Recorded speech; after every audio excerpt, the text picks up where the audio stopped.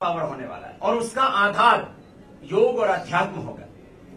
इसलिए हम योग को इतना बल दे रहे हैं और मैं आदरणीय भूपेंद्र सिंह चुड़ासमा जी का और साथ साथ में हमारी गुजरात की सरकार का, मोदी जी का भी इसके लिए धन्यवाद देता हूं कि पतंजलि योगपीठ और गुजरात सरकार के संयुक्त तत्वाधान में ये कार्यक्रम होगा और ये विशुद्ध आध्यात्मिक कार्यक्रम होगा। This is non political program और इसमें सभी सामाजिक संस्थाओं की भागीदारी होगी, जैसे मैंने अभी आपको बताया।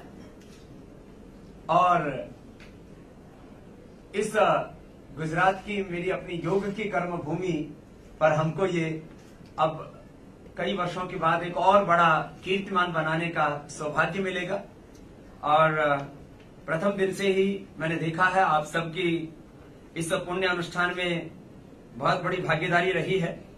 आगे भी आपकी साझेदारी इसमें रहेगी। हमारे मुख्य केंद्रीय प्रभारी डॉक्टर जयदीप जी, जो मेरे वाम पक्ष में है, जो पूरे दक्षिण भारत पश्चिम भारत का हमारी योग सेवा का दायित्व देखते हैं, और हमारे गुजरात के प्रभारी भाई शीशपाल जी, और हमारे पांचों संगठनों के प्रभारी हमारे संरक्षक भाई जीराज पटेल जी, जिनका मैंने परिचय दिया आपको, हमारे भूपेंद्र सिंह चुड़ासमा जी, तो वो एक मिनिस्टर होने के साथ साथ हमारे एक योगी भी है। तो सबकी इसमें भागीदारी और सबके सहयोग से ये एक बड़ा आयोजन रखा है। मैंने सोचा कि अभी क्योंकि करीब 2000 पूर्णकालिक कार्यकर्ता हमारे इसमें सेवा में जुट जाएंगे 15 तारीख से, और इस दरमियान अहमदाबाद के करीब 100 किलोमीटर के एरिया के अंदर हमारे ये कार्यकर्ता शिविर लगाएंगे। और मुझे विश्वास है करीब 5000 से ज्यादा नित्य योग कक्षाएं, निःशुल्क योग वर्ग यहां शुरू हो जाएंगे इस शिविर से पहले। तो ये मात्र एक दिन का आयोजन नहीं है। मैं नहीं मानता कि मात्र 21 जून के अंतर्राष्ट्रीय योग दिवस पर हम योग का आयोजन करें और बस वो इतिश्री हो गई है, नहीं। तो करीब 5000 नियमित योग की कक्षाएं 21 जून के पहले अहमदाबाद और अहमदाबाद के चारों तरफ लगेंगे, और पूरे देश में हम इसी तरह से इसको लेकर के चल रहे हैं। तो हमारे लिए यह 21 जून मात्र एक दिन का अनुष्ठान नहीं है, ये तो योग को विश्व पटल पर गौरव मिले, इसके लिए एक हमारे लिए बहुत प्रेस्टिजियस डे है ये। और 21 जून के अलावा लोगों की जीवन शैली में योग समाहित हो, योग हमारा लाइफस्टाइल बने, हमारी जीवन पद्धति बने। मैं बार बार कहता हूं, if you deny yoga in daily life then disease will be enter in your life. तो योग के बिना तो रोग हमारे जीवन में प्रवेश करेंगे ही करेंगे। जब उजाला नहीं है तो अंधेरा तो छाएगा आएगा। इसलिए इसको इसी रूप में हम प्रामाणिकता के साथ आगे बढ़ा रहे, और इसमें आम लोगों के साथ साथ खास लोगों की भागीदारी के साथ साथ मुस्लिमों की भी बड़े तौर पर भागीदारी हो। इसके लिए हम डोर टू डोर हमारे कार्यकर्ता ये कैंपेन चलाएंगे। सुबह शाम योग के शिविर करेंगे हमारे 2000 कार्यकर्ता रेगुलर, और डोर टू डोर कैंपेन करेंगे। उसमें मुस्लिम भाइयों को भी जोड़ेंगे, ईसाई भाइयों को भी जोड़ेंगे, ब्राह्मण क्षत्रिय वैश्य और सेवक समाज के सभी लोग, और खास करके यंगस्टर्स को भी जोड़ेंगे। आप लोगों की जानकारी के लिए मेरे वेरीफाइड अकाउंट से जो मुझे लाइक नहीं करते, उन्होंने भी मुझे फेसबुक और ट्विटर पर लाइक किया हुआ है। कुछ लोग होते हैं लाइक डिसलाइक होते हैं, उनके पॉलिटिकली सोशल इकोनॉमिकली आइडियोलॉजिकली, लेकिन जो मुझे लाइक नहीं करते उन्होंने भी लाइक किया हुआ, और जो लाइक करते हैं उन्होंने भी किया हुआ। इसलिए मुझ जैसे फकीर के भी 82 लाख से ज्यादा फेसबुक पर और 7 लाख से ज्यादा ट्विटर पर लाइक्स है, मुझे फॉलो करते हैं, उनको भी हम और ज्यादा जोड़ेंगे, यंगस्टर्स को। श्रद्धेय आचार्य जी को भी 52 लाख लोगों ने, क्योंकि आयुर्वेद का भी हमने बहुत बड़ा विस्तार किया है, उसको भी आगे इसमें हम जोड़ रहे हैं, क्योंकि योग, आयुर्वेद, वैदिक संस्कृति, वैदिक सिविलाइजेशन, ये तो हमारा आधार है, उसको भी हम आगे बढ़ाएंगे। ये मैंने कुछ विषय आपके बीच में रखे। आप जो है कोई भी प्रश्न हो तो आप मुझसे पूछ सकते हैं। आपने कहा कि आप 4 दिन यहाँ रहेंगे, 18 से 21 तारीख को। मैं 17 तारीख को ही आ जाऊंगा। मगर 5 लाख का अनुष्ठान तो एक ही दिन होगा ने? नहीं, ये 1 लाख से ज्यादा लोग 18 तारीख से मेरे साथ, जैसे मैंने बताया, जीएमडीसी ग्राउंड में योग अभ्यास करना शुरू कर देंगे। 1, 1.5, 2 लाख लोग पहले दिन से आएंगे और 21 तारीख को एक बड़ा आयोजन होगा, जिसमें मैंने कहा लगभग 5 लाख लोगों की भागीदारी। वो एक दिन बड़ा होगा और 1, 1.5, 2 लाख लोग तो 18 तारीख से मेरे साथ इसमें भागीदार होंगे। 21 तारीख को समय क्या रहेगा? ये समय वही 5 से 7:30 सुबह। 5 से 7:30 और 5 लाख लोग 21 तारीख को रहेंगे। जी जी। मोदी जी आ रहे हैं? मोदी जी का 21 जून का मुझे लगता है शायद लखनऊ में प्रोग्राम होगा, ऐसी संभावना है। हम उनको भी निमंत्रण देंगे, यदि वो वक्त निकाल पाए तो 4 दिनों में जिस दिन भी संभव हो पाएगा हम उनको भी आमंत्रित अवश्य करेंगे। वो तो हमारे लिए योग की दृष्टि से भी गौरव है और राष्ट्रीय दृष्टि से भी गौरव है। और मैंने पहले ही कहा आपको कि हम तो उनके भीतर एक ऋषियों जैसा चरित्र और भगवान के वरदान के रूप में, राष्ट्र के गौरव के रूप में देखते, इसलिए हमने उनको राष्ट्र ऋषि के रूप में हमने तो सम्मान दिया है। तो हम चाहेंगे कि वो जरूर एक दिन आकर के यहाँ सबको संबोधित करें। और पूरे भारत में केवल एक ही जगह पर 5 लाख होगा, अहमदाबाद में, और पूरी दुनिया में आज तक कहीं पर भी इतनी भागीदारी नहीं हुई है। और अगले बार कोई रिकॉर्ड तोड़ेंगे तो भगवान ने चाहा तो हम ही तोड़ेंगे। अभी तक 1 लाख से ज्यादा भागीदारी नहीं हुई है, वो भी हमने ही पिछली बार फरीदाबाद में की थी, वहां पर भी अमित भाई आए थे लास्ट दिन। और इस बार मोदी जी ने भी कहा कि स्वामी जी हमें गौरव होगा कि जो हमने राजपथ पर वर्ल्ड रिकॉर्ड बनाया था वो अहमदाबाद में आपके द्वारा टूटे। तो सात्विक लोगों में कोई प्रतिस्पर्धा नहीं होती, आत्मस्पर्धा होती है। ये तो गौरव देने के लिए हम, क्योंकि ग्लैमर योग का होना चाहिए ना, भोग का क्यों। अभी तक विज्ञापनों में मां बहन बेटियों को अर्धवस्त्र करके उतारा जाता था। मैंने कहा भाई इसकी जरूरत नहीं है, बाबा पर्याप्त है। तो नए गौरव और नए कीर्तिमान क्यों ना स्थापित हो हर क्षेत्र में। जो लोग आएंगे 5 लाख, वो कहां से आएंगे और रजिस्ट्रेशन कैसे करेंगे आप? उनका रजिस्ट्रेशन ऑनलाइन भी होगा, उनको डोर टू डोर हमारे कार्यकर्ता जाकर के रजिस्टर्ड करेंगे। हमारे एक एक गली, मोहल्ला और कॉलोनी के प्रभारी होंगे, गांव प्रभारी होंगे, और जो लोग अपने साधनों से आएंगे उनकी लिस्टिंग होगी। और जो बसों के माध्यम से आएंगे उसके लिए हमारे करीब 5000 से ज्यादा बस प्रभारी होंगे। माने ये वेल ऑर्गेनाइज्ड होगा। माने जो स्पिरिचुअल मैकेनिज्म, स्पिरिचुअल जो है मैनेजमेंट क्या होता है, वो भी आप इस योग के अनुष्ठान में देखेंगे। मगर जीएमडीसी ग्राउंड में 5 लाख लोग नहीं बैठ सकते, इसीलिए दोनों ग्राउंड लिए हैं। और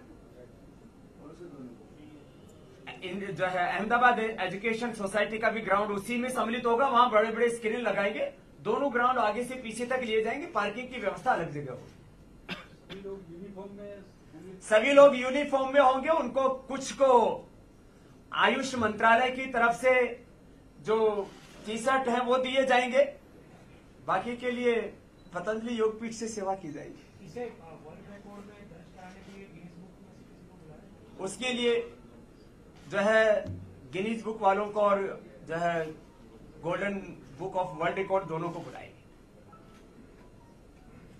आपने कहा भ्रष्टाचार से मुक्ति पाने के लिए भी योग काम करेंगे, आपने केजरीवाल जी का नाम लिया, तो इस योग दिन से आपका क्या मैसेज है केजरीवाल? नहीं, मेरे लिए तो यही प्रश्न था ना कि लोग परेशान हो रहे हैं कि ये भ्रष्टाचार और भ्रष्ट आचरण कैसे खत्म होगा। तो योग एक समाधान है। योग करने वाले व्यक्ति को कोई खरीद नहीं सकता। स्वामी रामदेव की आज तक कोई बोली नहीं लगा सका। मैं आपके सामने बैठा हूं, आत्मश्लाघा, आत्म प्रशंसा नहीं कर रहा हूं। योगी व्यक्ति को कोई खरीद नहीं सकता और वो अपने पथ से भ्रष्ट नहीं हो सकता। उसमें अपने ध्येय के प्रति इतनी दृढ़ता, अपने संकल्प के प्रति इतनी दृढ़ता होती है कि वो विकल्प रहित संकल्प के साथ अखंड प्रचंड पुरुषार्थ करता हुआ अपने स्वधर्म में समाहित रहता है। तो कोई तत्व तो चाहिए जिसका हमें आश्रय मिले और हम कदाचार, भ्रष्टाचार, भ्रष्ट आचरण से बचें। इसलिए मैंने कहा कि जितनी भी राजनीतिक पार्टियां हैं उनको अपने यहां योग को समाहित करना चाहिए, जिससे कि उनके यहां प्रश्न ना हो। बाबा, अखिलेश यादव को चुनाव के वक्त एक गलत धारणा थी गुजरात के गधों के बारे में। आज उन्होंने कहा है कि गुजरात में कोई शहीद हुआ हो तो बताओ बॉर्डर पर। किस तरह से देखते हैं अखिलेश के इस बयान? मुझे लगता है किसी भी राजनीतिक पार्टी को किसी प्रांत के बारे में, किसी प्रांत की संस्कृति, सभ्यता, उसके स्वाभिमान और गौरव के बारे में कोई भी ओछी टिप्पणी नहीं करनी चाहिए। और जैसा मैंने प्रथम ही लाइन कही यहां पर कि 565 रियासतों में बटा था भारत। एक वक्त था जब अखंड भारत था, लेकिन आजादी से पहले एक अखंड भारत का कोई सपना नहीं ले सकता था। और उन 565 रियासतों को एक करने वाला कोई स्वाभिमानी पुरुष, कोई लोह पुरुष जिसने इस भारत को एक किया, इससे बड़ा शौर्य का, पराक्रम का प्रमाण गुजरात से और क्या हो सकता। और बाकी तो कोई कुछ भी बोलते हैं अपने अपने राजनीतिक रोटियां सेकने के लिए, उसके बारे में क्या कहूं। बाबा, आपने कहा कि 5 साल में 1 लाख करोड़ आपका होगा, तो उसमें आपका फूड स्टोर का जो है ये वो उसमें शामिल होगा, और ये कब तक होगा? इसमें बहुत कुछ होगा। जो भी शुभ है, आनो भद्रः कृतो यंतो विश्वतः, जो शुभ है वो पतंजलि में होगा। और हम वैसे भी योगासन कराते हैं, विदेशी कंपनियों का थोड़ा शीर्षासन भी होगा। और हम तो मोक्ष के मार्ग के पथिक हैं, तो विदेशी कंपनियों का जितना जल्दी मोक्ष हो जाए भारतवर्ष से, उतना ही इस राष्ट्र का कल्याण होगा। क्योंकि ईस्ट इंडिया कंपनी से लेकर के और आज तक जो हजारों कंपनियां हिंदुस्तान में आई हैं, कोई यहां पर चैरिटी करने के लिए नहीं आई। पतंजलि ने सार्वजनिक तौर पर यह घोषणा की है कि पतंजलि का 1 रुपए का भी प्रॉफिट स्वामी रामदेव और आचार्य बालकृष्ण प्रयोग नहीं करेंगे। पतंजलि के संचालक संसारी नहीं है और हमारे बाद में पतंजलि के उत्तराधिकारी भी संसारी और कारोबारी नहीं होंगे, सन्यासी इसको चलाएंगे। और पतंजलि का 100% प्रॉफिट एजुकेशन के लिए, रिसर्च के लिए, गो अनुसंधान के लिए और भारत माता की सेवा के लिए होगा। अभी हमने 1-2 प्रकल्पों की घोषणा की है कि जो सीमाओं पर शहीद हो जाते हैं उन शहीदों के बच्चों के लिए भी पतंजलि शहीद सैनिक स्कूल हम खोलेंगे, जिसमें शहीदों के बच्चों को निःशुल्क हम पढ़ाएंगे और आगे उनको विश्वविद्यालय में भी पढ़ाएंगे। माने पूरे देश में सैकड़ों आचार्य कुलम, दुनिया का सबसे बड़ा विश्वविद्यालय। और जैसे हमने आयुर्वेद के क्षेत्र में आजादी के 70 वर्षों बाद पहली बार ये पहल की कि हम आयुर्वेद की दवा को दवा का दर्जा दिलाएंगे। अभी तक WHO और विश्व के समृद्ध देश, विकसित देश आयुर्वेद की दवा को दवा का दर्जा ही नहीं देते। ऐसे विभिन्न क्षेत्रों में अनुसंधान करेंगे। हमने अपने लाइफ का टारगेट बनाया हुआ है कि आने वाले 20-25 सालों में हम करीब 1 लाख करोड़ रुपए से ज्यादा की चैरिटी का काम करेंगे। अब इतना रुपए मुझे दान में तो मिलेगा नहीं, क्योंकि हिंदुस्तान के लोग इतना दान तो करते नहीं। बड़े बड़े करोड़पतियों से मैंने खूब भीख मांग के देखी, किसी ने दिया ही नहीं। तो हमने कहा हम लोगों से दान भी लेंगे, लेकिन हम अपनी सेवा को समर्थ बनाएं। अर्थ की 4 दिशाएं हैं, अर्थ, अनर्थ, स्वार्थ और परमार्थ। पतंजलि का अर्थ परमार्थ के लिए नहीं है, पतंजलि का अर्थ स्वार्थ के लिए नहीं, अनर्थ के लिए नहीं, पतंजलि का अर्थ परमार्थ के लिए है। इस संकल्प के साथ हम इस काम को कर रहे हैं। गुजरात के लिए आपका कोई प्लान है इन्वेस्टमेंट? नहीं, मैंने बोला ना, हमारा तो काम ही एक ही रह गया है कि अर्थ से कैसे परमार्थ किया जाए। तो एजुकेशन के फील्ड में और भी प्रोडक्शन के फील्ड में, और शायद अभी 21 जून तक आपको ये भी खुशखबरी मिल जाए कि हम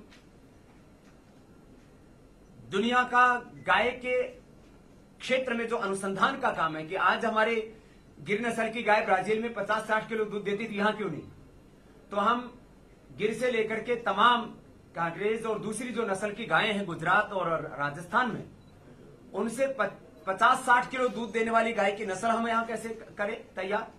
ब्रीड सिलेक्शन, सीमेन सिलेक्शन, जिससे कि बछड़े नहीं बछड़ियां ही पैदा हो, और इसके साथ साथ एम्ब्रियो ट्रांसप्लांटेशन कि जो गाय आज 3 से 5 किलो दूध दे रही है उसकी कोख का इस्तेमाल करके सरोगेट मदर की तरह उसे एम्ब्रियो ट्रांसप्लांटेशन के माध्यम से 50-60 किलो दूध देने वाली गाय तैयार की जा सके। इसके बारे में भी हो सकता है गुजरात में ही हम उस गो अनुसंधान का केंद्र खड़ा कर दें, उसके लिए भी हमारे प्रयास जारी हैं। शायद 21 तारीख तक इस संदर्भ में भी आपको एक गुड न्यूज, ब्रेकिंग न्यूज मिल सकती है। पहले रामदेव जी जब योग शुरू किया तब रामदेव जी गैर राजनीतिक दल के व्यक्ति थे, नाम बहुत बड़ा हो गया। उस समय आप राजनीतिक दल से क्यों जुड़े हुए हैं? हाँ, I am 100% non political person. आप तो एक राजनीतिक दल से जुड़े हुए हैं। देखो, मैं सरकारी साधु नहीं, मैं असरकारी साधु हूं। राजनीतिक दल से जुड़े हुए हैं। अब देखो भाई, अब मेरे कपड़े भगवा है, इसमें मैं, ये तो मेरी परंपरा है, इन्होंने तो भगवे पहन भी नहीं रखे। देखो, कोई भी दल अच्छा करे देश के लिए, हम उसके साथ हैं। मोदी जी अच्छा कर रहे हैं तो क्यों ना उनका साथ दें। मैं यदि देशभक्तों का साथ नहीं दूंगा तो क्या देशद्रोहियों का दूंगा? आजादी के 70 वर्षों के बाद देश में एक ऐसा प्रधानमंत्री आया है जो योग को, आयुर्वेद को, भारतीय संस्कृति को, अपने प्राचीन परंपराओं, विरासत को गौरव देता है और सबको साथ में लेकर के आगे बढ़ना चाहता है। तो मेरा एक भारतीय होने के नाते कर्तव्य बनता है। मैं सन्यासी हूं, लेकिन सन्यासी से पहले मैं इस देश का नागरिक हूं। इस देश का कॉन्स्टिट्यूशन मुझ पर लागू है।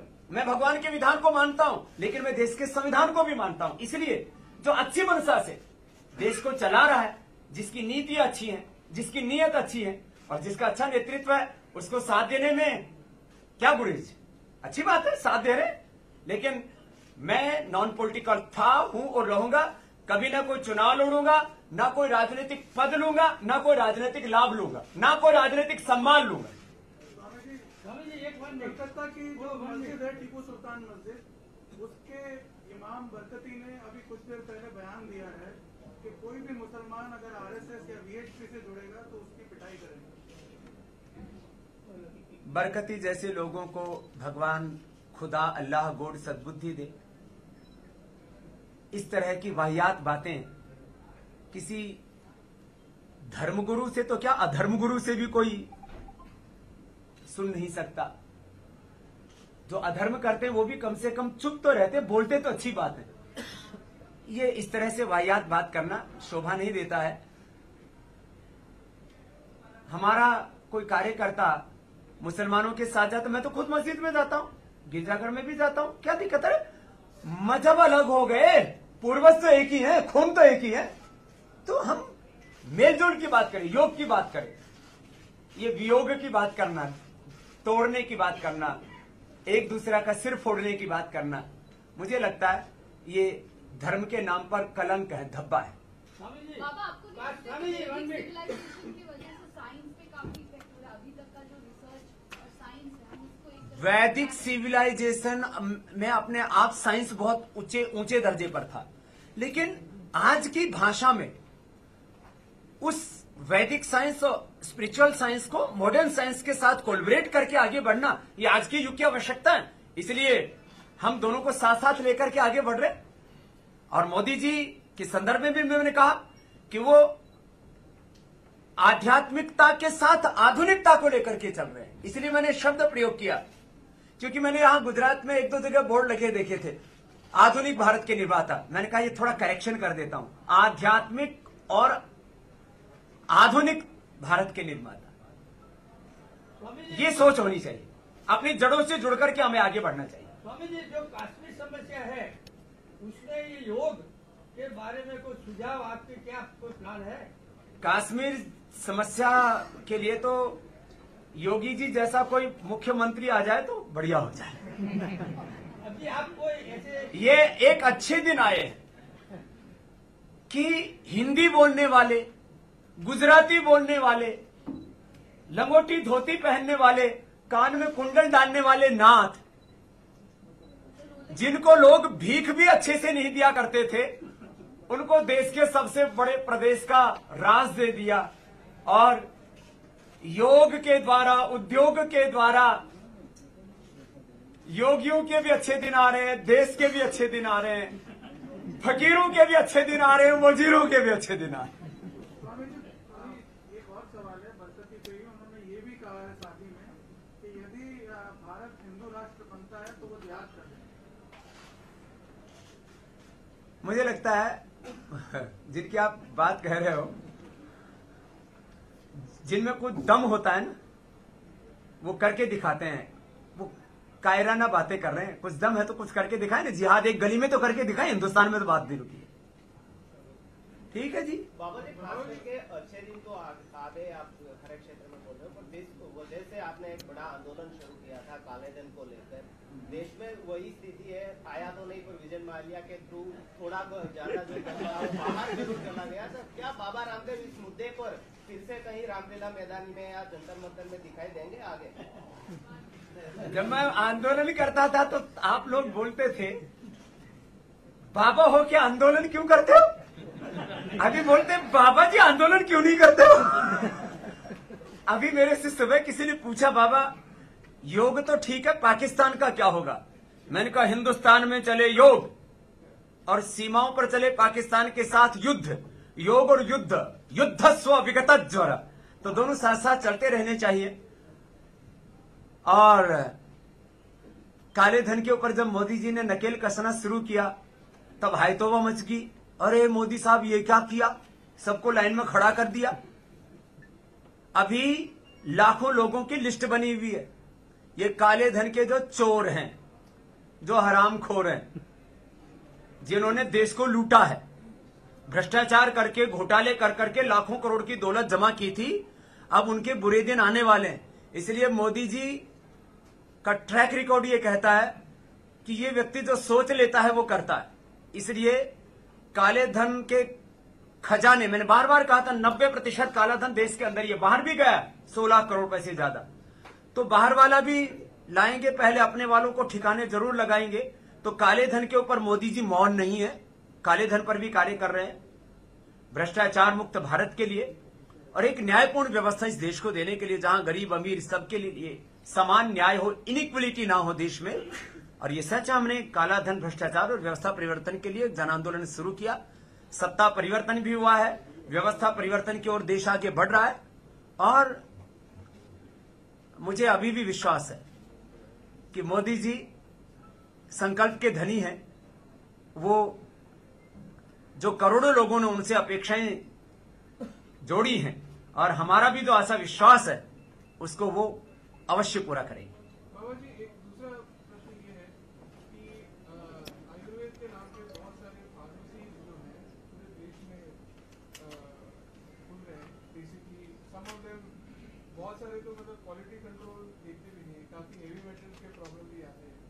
और इसको लेके कोई आयुष मिनिस्ट्री के साथ आयुर्वेद के क्षेत्र में गवर्नमेंट की तरफ से प्रोटोकॉल और नॉर्म्स, तो है सर, रूल्स, रेगुलेशंस और उनको एग्जीक्यूशन वाले पार्ट पर सरकारी स्तर पर भी काम होना चाहिए। और मुझे लगता है गैर सरकारी क्षेत्र में आगे हम इस दिशा में जरूर पहल करेंगे कि जो लोग आयुर्वेद के क्षेत्र में काम कर रहे हैं, हमारी किसी से प्रतिस्पर्धा तो है नहीं, वो सब बेहतर करें। उनके लिए जो भी हम ट्रेनिंग से लेकर के, इक्विपमेंट से लेकर के जो भी हम मदद कर सकते हैं, लोगों की मदद करके इस दिशा में, इस रूप में उनको जरूर आगे लेके आएंगे कि चाहे वो मेटल्स को लेकर के है, मेडिसिन के क्वालिटी को लेकर के, उनके पैरामीटर्स को लेकर के है। इसमें कुछ नया भी करने की जरूरत है और कुछ पुरानी चीजों को परिष्कृत करने की आवश्यकता है। क्वालिटी कंट्रोल तो एक ही है कि उसके लिए आपको पैरामीटर्स बनाने पड़ेंगे, फॉलो करना पड़ेगा। कुछ बने भी कुछ नहीं भी बने भी, अभी तक बहुत चीजों की गाइडलाइन ही नहीं, तो कुछ की गाइडलाइन बनानी पड़ेगी, जो बनी भी उसको फॉलो करना पड़ेगा। और अपने यहाँ के गृह मंत्री आदरणीय श्री भाई प्रदीप जडेजा जी, वो भी शिविर में, उनकी भी एक मुख्य भूमिका होगी। आज सुबह मुझे मुख्यमंत्री जी ने बताया, तो वो यहाँ के साथ गृह मंत्री भी है और इस क्षेत्र के लिए उनको विशेष रूप से योग के कार्य के लिए उनको इस सेवा के लिए विशेष दायित्व दिया गया। और हमारे भूपेंद्र भाई तो शुरू से बाबा पुलिस वाले को पूरा जोड़ेंगे क्या गृहमंत्री? सब पुलिस वाले जो बड़ी बड़ी तोंद वाले हैं, भारी शरीर वाले, उनको भी जोड़ना है क्या? जरूर। नहीं, आप प्रदीप जी ने कहा आपको कि इस तरह का आयोजन है। थैंक यू भाई